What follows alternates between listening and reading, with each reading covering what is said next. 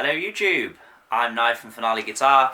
You're watching my channel Folk Friend, and in this video I'm going to be showing you a very simple rhythmic variation which is going to make your jig strumming sound way more funky and add some variation into your playing. So in this clip I'm going to be demonstrating using my play along video for the Kesh jig. You can get that up, it's in a little card in the corner of the screen right now. You can play along at home, practice this technique. So I'm just going to be using the chords which it shows in the very simple version of the A part to demonstrate all the techniques. I've had a lot of people recently requesting videos in the DADGAD tuning, so I am in DADGAD right now. If you are not familiar with this tuning, everything that I'm going to cover in this video you can do in standard as well.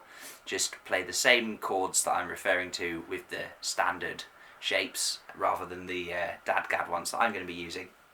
So the chords are, in order, I'm going to play G, which in DADGAD is something like this. Then I'm going to play A minor, and actually instead of A minor as it says on the play along video, I'm going to play A minor 7, which is more or less the same, just a slightly jazzier version.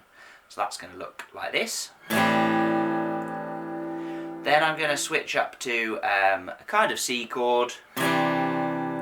It's actually a C add 9 in DADGAD because I've got the top string left in it, but basically a C. And the last chord I'm going to do is going to be just slide that up to, and you've got D.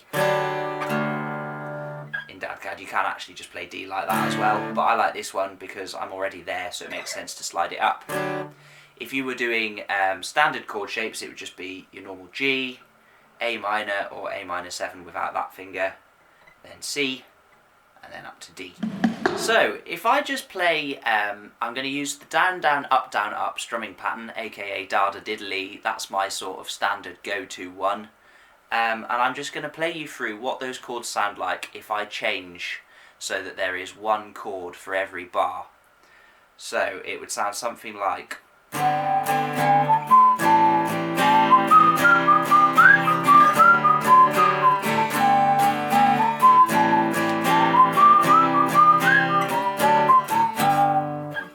something like that. Now that's very nice, but maybe if the tune's gone through 2 or 3 times, it might get a bit repetitive. And what we're going to do to make that sound funkier is a technique that I've borrowed from old funk records, where very often you'll hear the guitarist and the bassist sync up and they play a chord for the next bar a quaver too early, or an 8th beat too early for our American cousins. In that strumming pattern you've got 1, 2, 3, 4, 5, 6, down, down, up, down, up. That's your pattern, and those are your quavers. And on the last quaver of that pattern, the 6th one, the last up, I'm going to change chords a little bit too soon. So I'm going to demonstrate that with the whole progression. For every single chord I'm going to change into the next one quaver too soon. So that's going to sound something like 1, 2, 3, 4, 5, 6, 1, 3, 4, 5, 6, 1, 2, 3, 4, 5, 6, 1, 2, 3, 4, 5, 6, 1, 2, 3, 4, 5, 6, 1, 3, 4, 5, 6, 1, 2, 3, 4, 5, 6, 1, 2, 3, 4, 5, 6, like that. So the only chord I wasn't doing it on there was the very first one, the G, which I like to start on the start of the section on its normal dominant beat. Now if you practice changing your chords 1 quaver too soon, you can get all sorts of interesting effects with that. Either you can throw it in occasionally, or you can do it just to accentuate certain parts of the tune. You'll find certain tunes lend themselves better to this than others.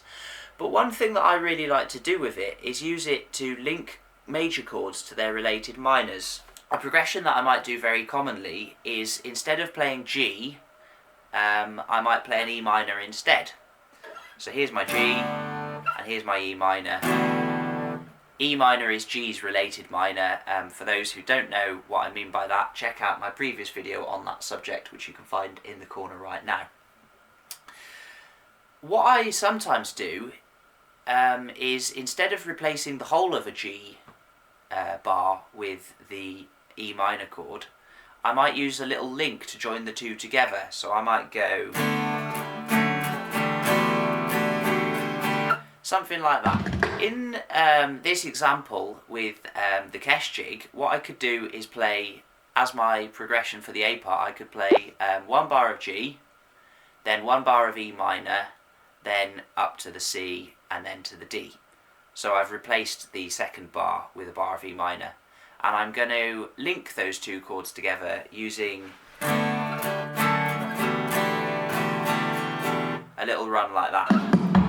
This is where this technique is coming into its own. You'll notice I'm playing that linking chord there, which is an inversion of a D chord, which is called D/F sharp. And I've talked about that in my previous DADGAD cheat sheet video in the corner of the screen if you want to find out more about that chord. If you're in standard tuning, that chord is just a D chord with your thumb looped around the back like that, so that it presses down on the second fret. So in this example I've got half a bar of G followed by half a bar of D/F sharp, this inverted D chord. And then I've got a whole bar of E minor, and what I'm going to do is change to that bar of E minor a quaver too soon, and that'll sound something like this.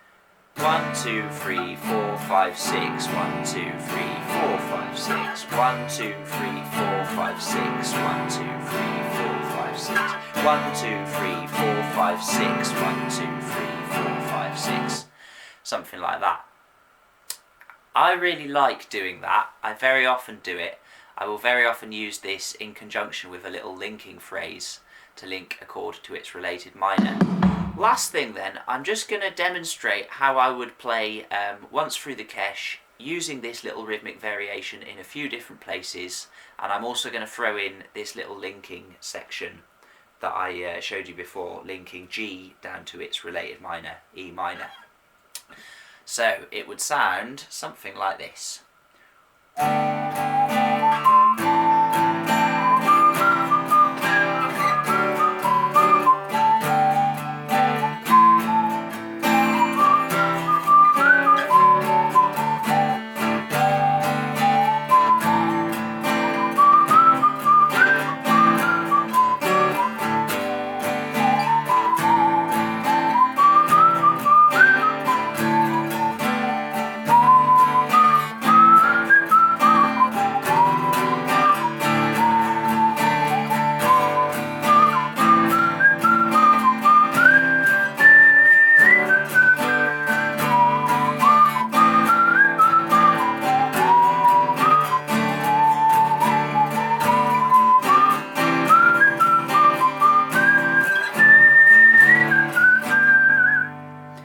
Something like that.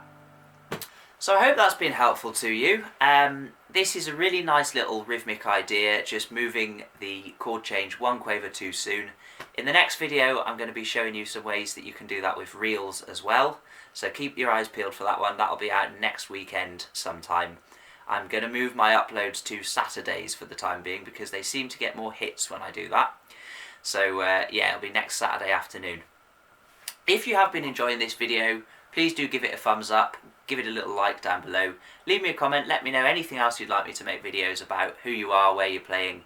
You can also check out my book, Backing Guitar Techniques for Traditional Celtic Music. It's got loads more great techniques like this, loads of chord diagrams, stuff for DADGAD and standard, loads of things about all the different ways you can use chords to enhance your Celtic backing guitar.